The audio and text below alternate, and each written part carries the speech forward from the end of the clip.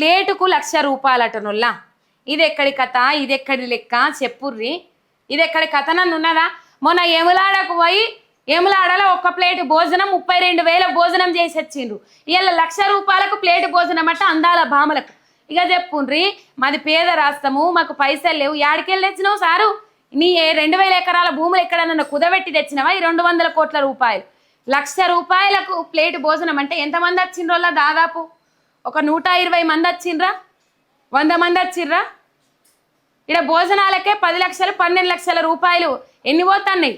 1,20,00,000 పోతున్నాయా ప్లేటుకు 1,00,000 రూపాయలు వేసుకుంటే? అందాల భామలకు ప్లేటు భోజనం. మరి ఏం తిన్నారు? బంగారం తిన్నారా? తులం బంగారం అయితే వస్తుంది, తులం బంగారం ఈజీగా వస్తుంది.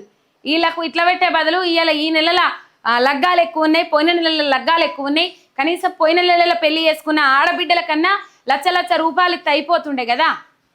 100 కుటుంబాలు 100 ఆడబిడ్డలకు వీళ్ళ 1,00,000 రూపాయలకు 1,00,000 రూపాయలు అప్పచెప్పినా కూడా వాళ్ళకి దేనికన్నా అవుతుండే కదా.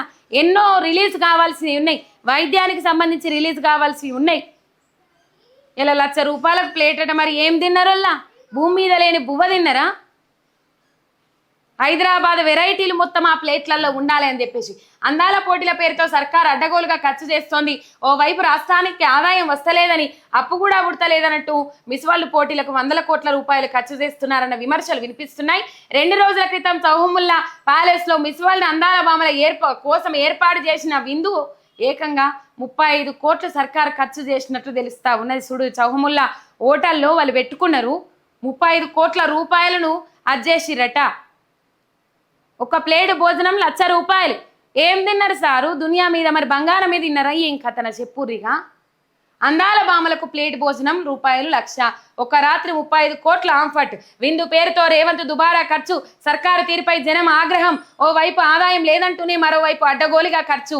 అన్నదాతల ఆవేదన పట్టది కానీ అందాల భామల పోటీలపై ఉన్న శ్రద్ధ అన్నదాతలపై లేదంటూ మండిపాటు. 10 రోజులైనా 20 రోజులైనా అన్నదాతల ధాన్యం కొని 20 రోజుల పొద్దైనా ఇది వరకు రైతుల ఖాతాలల్లో పైసలు పడ్డ పాపాన ఓలేదట, వేసిన పాపాన ఓలేదట. మరి ఇలా అందాల భామల కోసం ఒక్క ప్లేటుకు 1,00,000 రూపాయలు ఖర్చు చేసేంత పైసలు ఉన్నాయి రేవంత్ రెడ్డి సార్ దగ్గర. ఇంట్లోకెళ్ళి తెచ్చిన ఏమన్నా? అబ్బో, ఇంట్లోకెళ్ళి తీసే రకమేనా వీళ్ళు?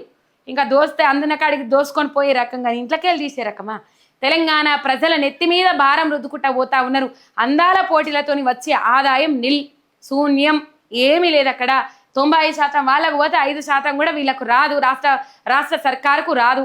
వచ్చే పెట్టుబడులు ఏమీ లేవు. టూరిజం ఇంకా తెలంగాణ అంటేనే కొన్ని ప్రాంతాలకు ప్రసిద్ధిగాంచిన ప్రాంతం. ఆ ప్రాంతాలు అందరికీ తెలుసు దునియా మొత్తం. ఇలా అందాల భామల రాకలతోనే ఆ ప్రాంతాలు హైలైట్ కాలే.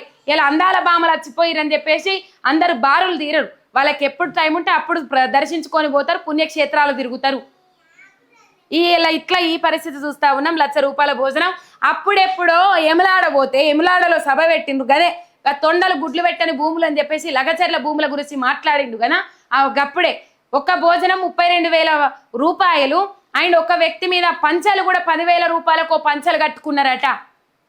ఏమో అంటారు కదా, వెళ్ళిపోయిన కొంపలో ఎవలేం చేస్తే ఏంది అన్నట్లే అయిపోయింది.